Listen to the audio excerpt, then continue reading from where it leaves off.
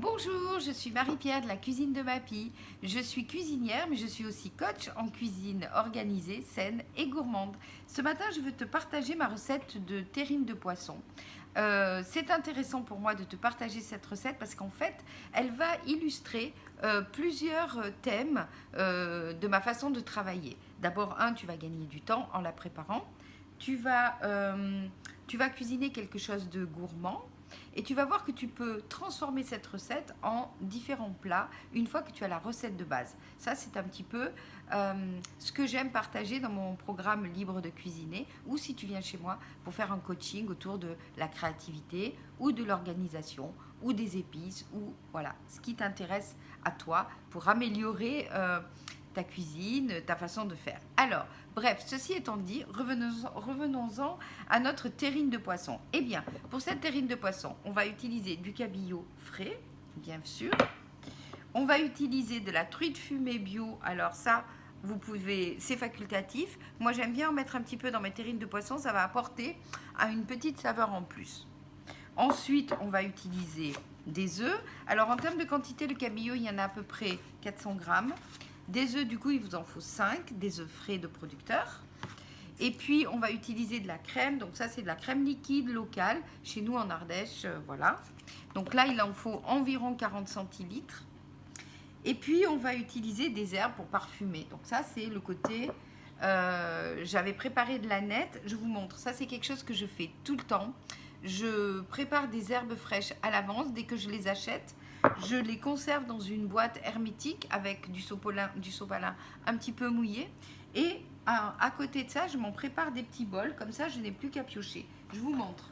Là, j'ai préparé des petits bols comme ça avec de la cébette. Ici, nous avons du persil. Ici, nous avons de la coriandre. Ici, nous avons à nouveau de la coriandre. Et là, nous avons un petit peu du blanc de cébette et de l'aneth. Donc l'aneth, je l'avais pris pour faire une petite rillette de truite fumée pour l'apéro ce week-end. Et là, je vais finir de l'utiliser avec ma terrine de poisson.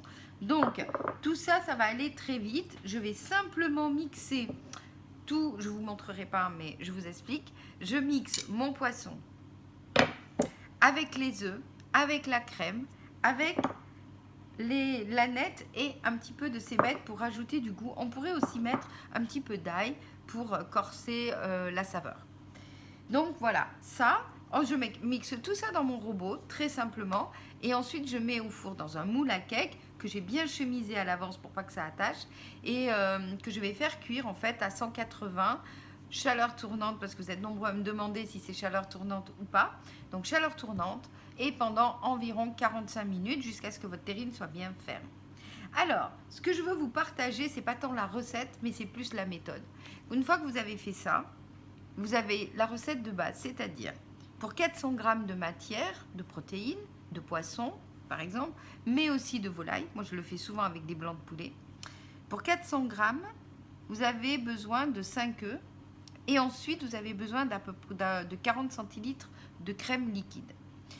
Puis, vous allez là-dessus rajouter des herbes, des épices, un petit peu ce que vous voulez.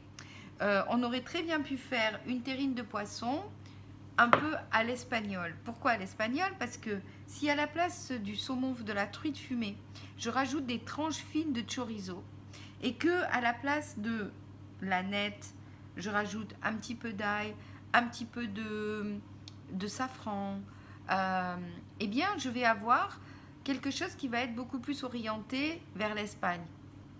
Si à l'inverse, j'utilise de la coriandre à la place de l'aneth, que j'utilise du lait de coco à la place de la crème, que je zeste un petit peu de citron vert dans mon mélange, et bien là, je vais être plutôt sur quelque chose d'un peu thaï. Le citron vert, le lait de coco, et puis la coriandre. Voilà. Et puis, si je décide de faire cette terrine avec de la volaille, je peux très bien décider de faire pareil, une terrine de volaille au citron et au romarin. Pourquoi pas, l'été, c'est super bon. Et bien là, je garde la même base, 400 grammes de blanc de volaille, 40 centilitres de crème, 5 œufs. Je mixe tout ça et après, je fais ce que je veux. Par exemple, je peux mettre du jambon cru à la place de la truite fumée. Je peux mettre, on a dit un petit peu de citron, un petit peu d'origan ou de romarin. Voilà. En fait, l'idée, c'est de vous faire comprendre qu'à partir d'une recette de base, vous allez pouvoir développer, inventer. C'est ça la créativité. C'est une des astuces de ma créativité, en tout cas, que je vous partage dans le programme libre de cuisiner, mais aussi dans les petits modules séparément, si ça vous intéresse. Je peux vous coacher là-dessus aussi. Voilà, et écoutez, je vous laisse, je vais préparer ma terrine. Et en attendant, je vous souhaite une belle journée. À très bientôt. Ciao.